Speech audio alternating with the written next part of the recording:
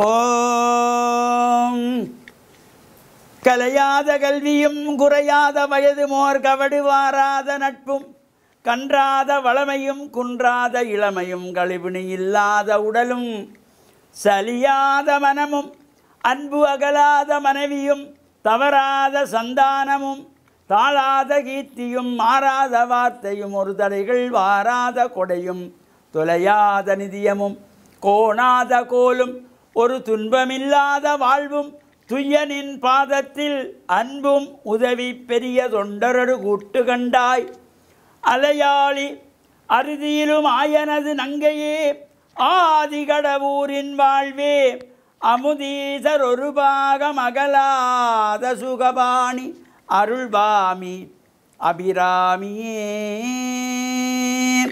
ஓம் நமச்சிவாய. மேன்மைகள் சைவநீதி விளங்குக உலகமெல்லாம். நோயற்ற வாழ்வே குறைவற்ற செல்வம்.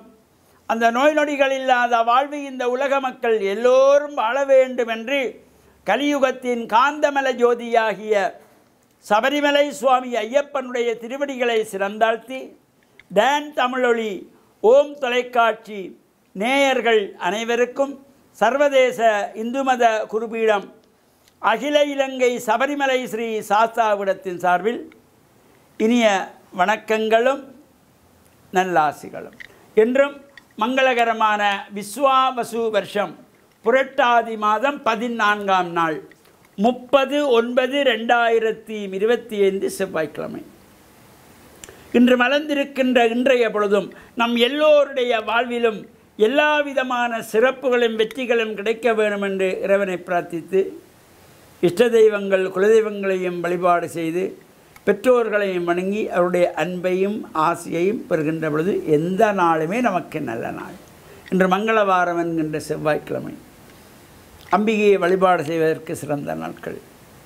இப்பொழுது அன்னை பராசக்தியை நாம் துர்காலட்சுமி சரஸ்வதியாக முப்பெருந்தேவியராக வழிபாடு செய்கின்ற அதி உன்னதமாக விரதமாகிய நவராத்திரி விரத அனுஷ்டானங்கள் நடைபெற்று நிறைவு பெற இருக்கிறது. அந்த வகையிலே இந்த அம்பிகையை துர்க்கையாக லக்ஷ்மியாக சரஸ்வதியாக நாம் வழிபாடு செய்து வருகின்றது. பொதுவாக சரஸ்வதி பூஜை காலங்களிலே வீட்டிலே இருக்கின்ற பிள்ளைகள் பாடசாலையிலே கல்வி கற்றுக்கொண்டிருக்கின்ற பிள்ளைகள் எல்லாம் இந்த சரஸ்வதி பூஜை நாட்களிலே அவருடைய பாடசாலை புத்தகங்களை படிக்கின்ற புஸ்தகங்களை பாட புத்தகங்களை எல்லாம் அங்கே சுவாமி தட்டிலே வைத்து பூக்கள் போட்டு சாம்பிராணி தூபமிட்டு பிரார்த்தனை செய்து எடுத்து ஒவ்வொரு பாடங்களை படிக்க வேண்டும்.